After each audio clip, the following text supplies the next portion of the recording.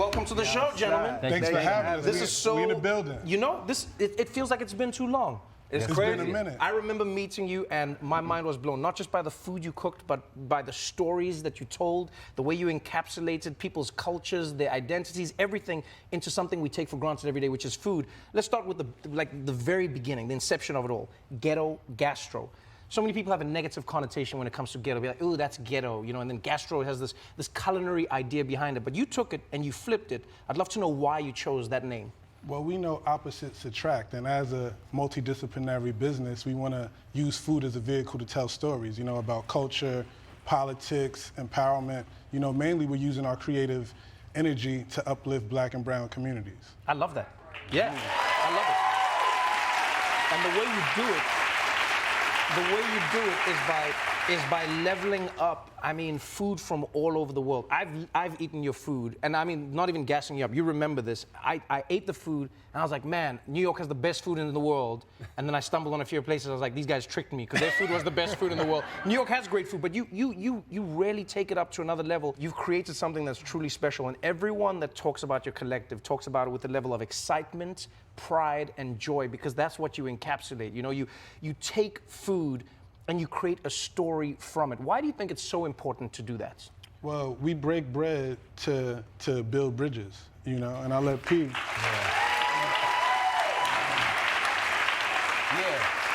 Yeah, what Jon said, you know, we break bread to build bridges, and for us, it's really important for our people to understand that the food that we eat and how important it is what we put into our bodies, you know. So we making conscious food, high vibrational food, you know, like food that's a life force, you know, straight from the source, you know, plants, you know. The Pan-African Pantry. Yeah. I love you know, that. bridging the diaspora. I actually love through that. flavor. From the soil to the oil. Yeah, man. I like that a lot. You know what I love most about it is what I love about this cookbook, and I love about the stories is, first of all, it's more than just a cookbook, not a cookbook. It's a cookbook. I like that. You know okay, what I'm saying? $10 million worth of game I in like there, that. baby. Okay. And you know what? It deserves a different name because it contains you expect the recipes, right? You don't expect what they'll be, but you expect recipes. But this book contains art. You have beautiful images by artists who've shaped, you know, hip hop and communities around America and the world. It feels like you've infused more than just the food, but the people that would engage around the food. And that in and of itself was an interesting choice. Why involve others in your art? Well, I mean, when you think about food, think about nourishment, and it's really about nourishing the mind, body, and the soul. So damn. we have to combine the arts, the music, the design aspect, you know, the fashion, the flea. And for us, it's, you know, it's community builds immunity. So we like to work with, you know, our peers and people that we love and that we trust to create like pieces of art like this that'll, you know, last and stand the test of time. You do that with your food as well. You know, you've never been afraid of sparking conversation. You've never been afraid of using your food to comment on what's happening in society. For instance, there was a dish that I remember hearing about. It was American as apple pie, right? But 3Ks, like Ice Cube's American Most Wanted. It was American KKK, right? And it was a deconstructed apple pie, and it had a chalk outline on the plate. It was a graphic image, you know, to think about when you're having a dessert, and yet it was a commentary on what people oftentimes ignore about America.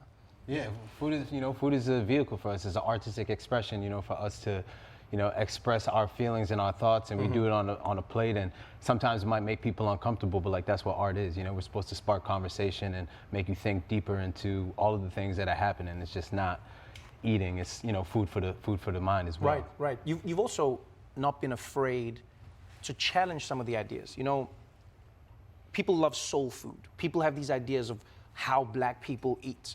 We talked about this many years ago, but a lot of how Black people eat has been defined by necessity as opposed to choice.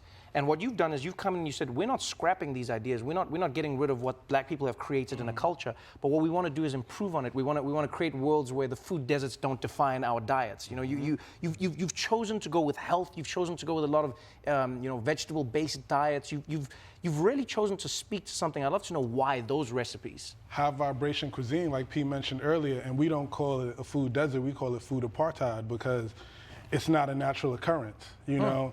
This is social engineering, areas that have been underestimated, underinvested in, and exploited. So it's a reason why people don't have access to fresh food, but we want to show examples of how we can make it culturally relevant, push it forward and make it nutritious and delicious. Stealth health as well. Do you find you're able to break through? You know, there's this idea sometimes of what a black man should eat. I have half of my friends who, if I give them a plate of salad or something, they'll be like, "Salad, man, if there's no meat, I'm not eating that. It's just some bullshit." Do you find that your recipes break through? Well, the future of food is plant-based. It's conscious cuisine. You know, it's taking accountable calories. And we really want to highlight that, especially in the neighborhoods that we're from, that are suffering from, that are just in desperation of healthy food. Right. Yeah, we want to change, you know, the sort of connotations and the context around the food in our communities and what we eat. So that you're talking about what black men should be eating, and we want to show, you know, our community what we should be eating. If you want to perform at a high level, you got to take things in that are going to help you do that. So, like we keep saying, high vibrational food, no low vibrations over here. You know, it's always high vibes. So, nutrient dense, you know, plants, like they're the primary source of protein. So you want to talk about protein, you know, eat some kale, some quinoa, some sweet potatoes, you know, some chickpeas, come and talk to me. And we still got some twerk and jerk chicken in there too, though. Yeah, like, that's what I like. It's the balance. So it's the balance. It's like twerk and jerk. We got the black power waffle. You know what I'm saying? Using African grains, sorghum, millet, amaranth. So we really want to have this continental cultural collision, looking at the ingredients of the Americas, the ingredients of Africa, the ingredients of Asia, and creating this combustion of something brand new. You've also taken it to another level, because you're not just creating on the streets, you're not just creating in communities, you're also infiltrating areas that haven't generally been infiltrated by faces like yours. You know, you have a line of cookware that's out there, and some of the biggest brands. You got waffle makers. You've got it. I'd love to know waffle mix Syrup, as well. Don't slip on the drip. Actually, I think you guys are. You're giving everyone in the audience waffle mix, right? I was watching the between the scenes. You are, right? No, for real. We were watching the between the scenes with Oprah, and I'm like, hold up. We can't let the Big O just own this. You getting something when you leave. So everybody got a Mercedes outside. Now we just joking. You got some wavy waffle mix, so get your fix, you know? This is what I'm talking. Every guest of mine needs to bring something for the people.